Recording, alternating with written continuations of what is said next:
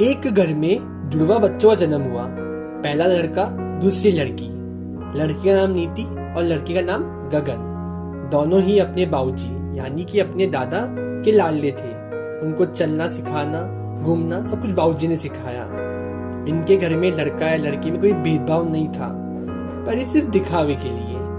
अंदर ही अंदर लड़का ज्यादा लड़की कम, जैसा कि बहुत घरों में होता है। जब गलती करते दोनों तो भी डांट नीति को पड़ती, हर चीज में मानो उसका कसूर। जब भी बाहर से कोई मिलने आता, इनके बाबूजी ऐसे दिखाते थे यहाँ सब कुछ बराबरी का है।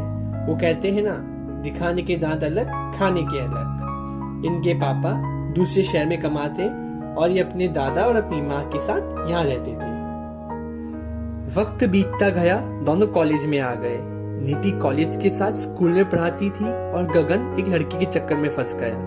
ना पढ़ाई पर ध्यान, ना काम में ध्यान। नीति को भी अपने साथ पढ़ाने वाले टीचर से प्यार हो गया। दोनों साथ में आते जाते और घूमते। ये बात गगन को पता लगी।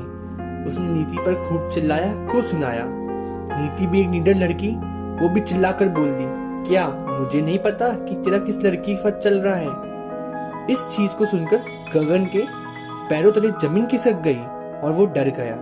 उसने बोला, देख नीति, ना तू मेरा ना मैं तेरा घर में बताऊंगा। नीति ने भी हाँ बोलकर ये मामला वही खत्म किया, क्योंकि दोनों जानते थे कि ये बात घर में पता लग गई तो कॉलेज जाना और स्कूल में पढ़ाना बंद।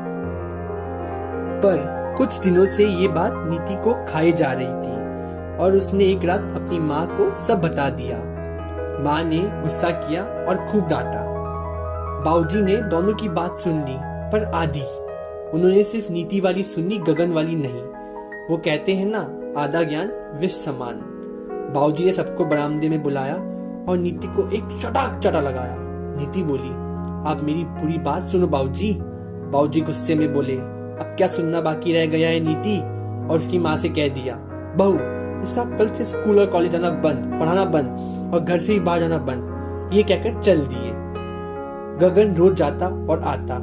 उसकी टेंशन खत्म हो गई मानो, और नीति ने भी उसके बारे में कुछ नहीं बोला आगे।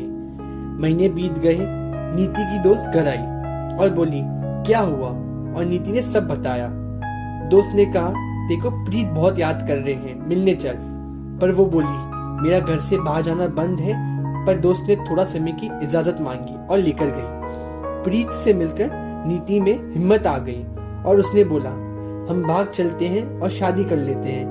फिर घर वाले क्या कर सकते हैं? कुछ नहीं, माफ करेंगे और अपना लेंगे। दोनों ने शादी करी और शाम में घर पहुंचे। बाबूजी गुस्से में बाहर बरामदे में बैठे थे कि सुबह की गई हुई शाम हो गई, अभी तक नहीं आई। नीति के पापा भी आए थे उस वक्त। नीति और प्रीत घर की चौखट पर आए और वो बोली, बाबूजी। माँ, पापा, गगन, बाबूजी सब दंग रह गए दोनों के गले में माला देखकर। बाबूजी आगे बढ़े, शटाक एक थप्पड़ लगाई नीति को और कहा, कोई नहीं है तेरा इस घर में, सब मर गए हैं तेरे लिए, निकल जा। और दरवाजा उन दोनों के मुंह पर बंद कर दिया। बस हर रोज 1 महीने तक नीति आती, कोशिश करती, पर बाबूजी ना उससे बात करते ना घर में आने दिया। कुछ ही हफ्तों में फिर वही मंजर सामने आया। बाबूजी बरामदे में बैठे थे और देखा चौखट पर उनका लाडला गगन एक लड़की के साथ वरमाला डाले खड़ा था। बाबूजी आगे बढ़े, नालायक, तू भी अपनी बहन जैसा निकला। और ये कहकर एक चाटा मारा और घर से निकाल दिया और दरवाजा उन दोनों के मुंह पर बंद कर दिया। 4 दिन तक गगन रोज घर आया और माफी मांगी, कहा, रोया, गिड़गिड़ाया, हमारा कौन है बाबूजी? और इसके घर वाले भी नहीं अपना रहे। बाबूजी अपने लाडले पोते से हारे और बोले, तूने ये अच्छा नहीं किया, पर डांटा, पर अपना लिया और कहा, तू यहाँ रह सकता है। उस वक्त नीति की माँ बोली, बाबूजी, नीति को आपने घर से निकाल दिया, रिश्ते तोड़ दिए और इसे अपना लिया, ये भेदभाव क्यों?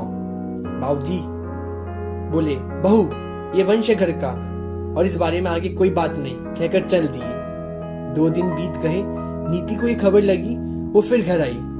बाबूजी चिल्लाकर बोले, निकल जा नीति। नीति बोली, निकल जाऊंगी बाबूजी, पर अपने सवालों के जवाब चाहिए मुझे। गगन ने भी वही किया जो मैंने किया, फिर उसको अपनाया, मुझे नहीं। ऐसा क्यों? मुझसे सारे रिश्ते तोड़ दिए, उससे नहीं, ऐसा क्यों? हम दोनों ने प्रेम विवाह किया, वो सही, मैं गलत, ऐसा क्यों? क्यों बाबूजी? लड़के का चक्कर सही, लड़की का चक्कर गलत, ऐसा क्यों? एक लड़का कुछ करे तो नजरअंदाज कर देते हैं, और एक लड़की करे तो उसको अपनी जिंदगी से बाहर कर देते हैं, ऐसा क्यों? लड़की का दिल नहीं होता? एक लड़की के साथ ये ऐसा क्यों क्यों क्यों चिल्लाकर बोली और जोर जोर से रोने लगी। बाबूजी सब सुनकर भी मौन रहे और बस बोले, आज से मेरी अंतिम सांस तक मैं मौन रहूंगा, और कहकर चल दिए। नीति की कहानी भी वही खत्म हो गई, जैसे कि बहुतों की होती है। नीति जैसी कितनी लड़कियां होगी इस देश में जिनके साथ ऐसा हुआ होगा। मैं आपसे पूछता हूँ, ऐसा क्यों? समाज इन मुद्दों पर चुप क्यों है? कब बदलेगी सोच, कब बदलेगा नजरिया? जब होगा ऐसा, वही होगा नया सवेरा।